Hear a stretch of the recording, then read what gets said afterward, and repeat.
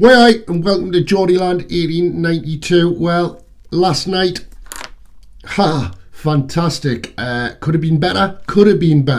But last night saw Newcastle edge closer to a Carabao Cup final, League Cup final, yes.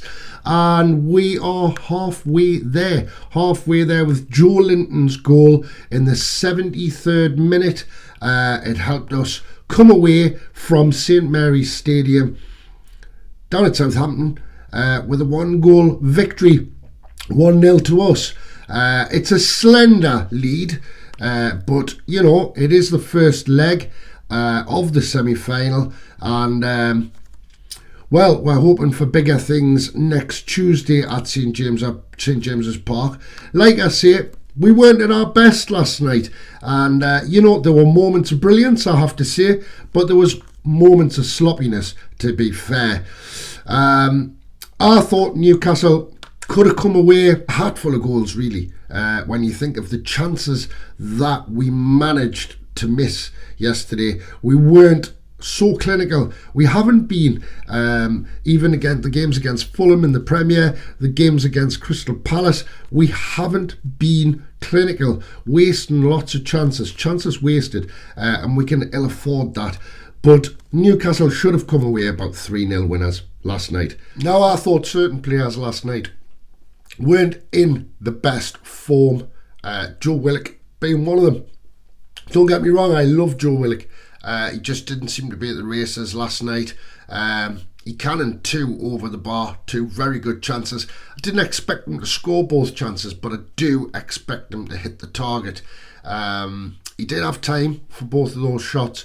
And yeah, he didn't seem to be right last night, and neither did Callum Wilson. Callum Wilson seemed to be very quiet last night. But you know, those chances for Joe Willock coming from Almiron and Trippier, and the kind of set it up on a plate for him. But also Joelinton, Sean Longstaff, all missing glorious chances last night, to be fair. Joelinton did score in the 39th minute, I believe, and it was disallowed. Disallowed forehand ball, apparently. Referee blew and said he had handled the ball. I've looked at it many times. It's very debatable. For me, it hits his chest, it comes down and he lashes it in the net. But it wasn't to be. Stuart Atwell, the referee last night, deemed it a handball. It was strange because VAR didn't really seem to look at it, in my opinion. I don't know whether that's true or not, but me personally, I think it was a nailed on goal. I can understand why there was confusion, but it wasn't to be. Anyway, what happened later was obviously Wilson and Willock both substituted. I think they should have been substituted earlier, actually, but ESM and Isaac coming onto the pitch, and to be honest, it did kind of step things up a little bit.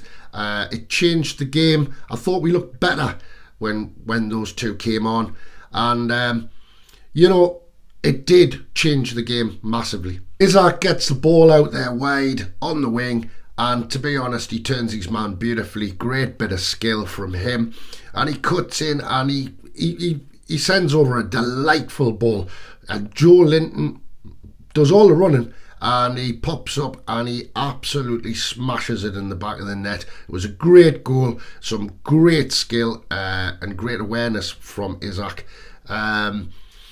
It got a bit feisty after that. Well, to be honest, in the second half, Southampton were always pulling at our shirts. I think it was the fact that we were a bit too fast for them at times. Bruno was getting a lot of hassle, really, in the centre of the park. He was a lot of kicks, a lot of pulls. But as the game went on, I mean, our goal was in the 73rd minute. Just 2 minutes later, substitute for Southampton, Adam Armstrong, who ex-Toon player, had come on earlier, and you know, when you're just thinking like, is a player going to come back and haunt us? Well, he did for a few seconds. He did come on, he did get a chance, and he put it in the back of the net, and oh, my hands were in, my head were in my hands, should I say. But it also went to VAR. It had a good look at it, and it turned out that Adam Armstrong had punched it in the net. He used his hand to get it over the line, and it was quite clear to see when you looked at the replay. So VAR chalked it off. Thank God for that, for my name's sake anyway. But, you know, it did get scrappy, it did get a bit fighty.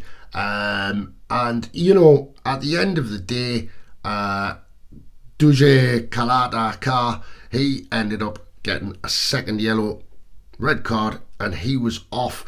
He was working himself, and Bruno was winding him up a little bit there while he was waiting for his red card, and he did turn and give him a nasty push, but rightly so, he was off. And as he was walking off the pitch, substitute Jacob Murphy was seen giving him a nice little wave. Or was he just telling him that he was mouthing too much? I don't know, but it was quite funny. Newcastle victorious 1-0 down at St Mary's in the first leg of the semi-final of the Carabao Cup.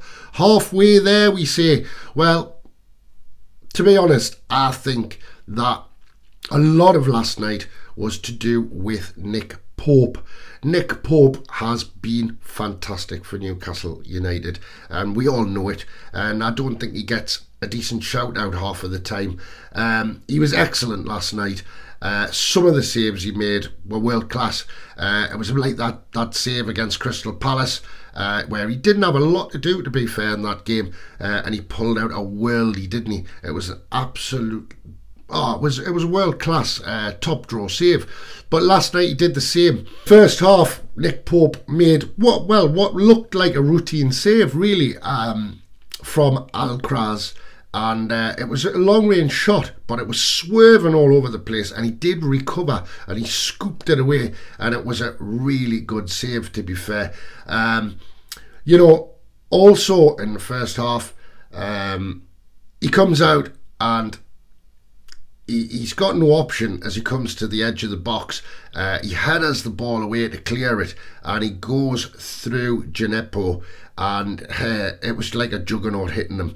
The kid just stopped like a rabbit in headlights, you know what I mean? And you could just see the towering figure of Pope, and he went smashing through him like a juggernaut. Really did. Knocked the kid completely for six.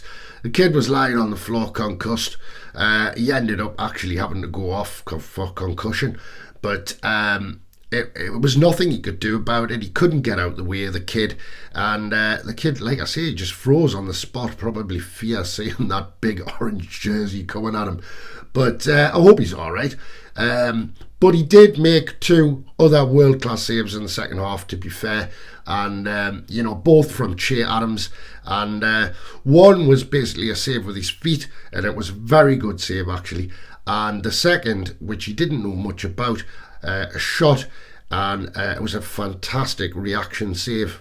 Now, in all reality, like I said at the start of the video, Newcastle definitely weren't at their best last night. Not everybody on the team was firing on all cylinders, and that happens, of course it does. But just to quote the Southampton manager Nathan Jones, was very complimentary about Newcastle at the end of that game. The Southampton manager hailed Newcastle as the most powerful team in the Premier League. He also commented that we are strong and well drilled. He said that there is no quicker, no more powerful or more aggressive side in the Premier League at this moment in time. That's, I mean, I find that quite a fantastic compliment actually. Obviously he knew they were in for a battle, and to be honest, we've done a great job last night. We've come away, we haven't conceded yet again. Another clean sheet, fantastic defensively, and yet now we go into the second game, well, the second leg of the semi-final at St James's Park next Tuesday. The atmosphere is going to be unbelievable there. Just 90 minutes away from a final at Wembley.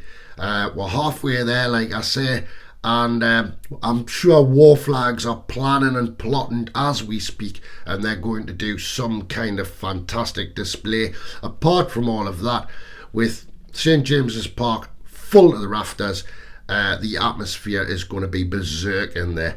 And if we get through and we get to Wembley, once that final whistle goes, Newcastle's going to be in party mode, and on the streets and pubs after the game, it's just going to be crazy. I will be around for that. I won't be able to get into the game, so I will be watching it somewhere in a pub over there in the centre, and I'll try and get as much footage as I can to put on here. But happy days really. This weekend we don't have a game because we got knocked out of the FA Cup, which in a way is a kind of blessing, isn't it? Because Southampton have got a game on Saturday and they've got to play against Fleetwood Town. If you don't know where that is, it's next to Blackpool. But it is played at St Mary's, so it's another game for them. And then they've got to travel up all the way up to Newcastle, which is a long trip, on Tuesday. 3,200 Geordies down there at St Mary's, Southampton, on the south coast last night. A massive clap out to them. What unbelievable support we have. Like I say, it's a long way to go on a Tuesday night to go down there, and well done. And you could hear them all the way through the game. Their support was phenomenal. Listen, that's all I've got to say. Just praying, hoping that we get to a Wembley final, and we'll know at the end of the game on Tuesday night. I'll be back soon with something, I'm sure. And listen, all the best, and hopefully we're going to Wembley. All the best from Geordieland 1892. If you like, please like. If you want to subscribe, it's free, and you can get to see my ugly mug on here. Listen, all the best to yous, and fingers crossed.